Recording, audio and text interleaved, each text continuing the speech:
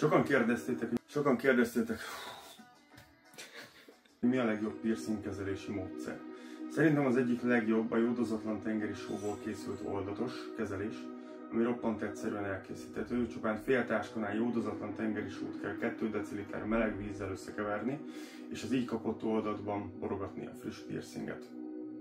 Ha olyan területen van a piercing, akkor természetesen bele is lehet áztatni ebbe az oldatba, így ez jelentősen megkönnyíti az utókezelést. A teljes gyógyulási idő piercingenként és területenként is változhat, általában 4 héttől akár több hónapig terjedhet. A gyógyulási idő alatt szigorúan tilos uszodába menni, szoláriumozni vagy szaunázni, illetve bármilyen stressznek kitenni az ékszert. És erre a célra készült piercingkezelő készítmények is tökéletesek tudnak lenni. Kimondottan nem ajánlatos az alkohol vagy a betadin és az egyéb ilyen régi módi kezelési stílus. Ha a gyógyulás során bármilyen nehézség lép fel, akkor érdemes visszamenni a piercerhez, aki a piercingedet csinálta. Ha ez mégse jönne össze, akkor nyugodtan keresd meg engem.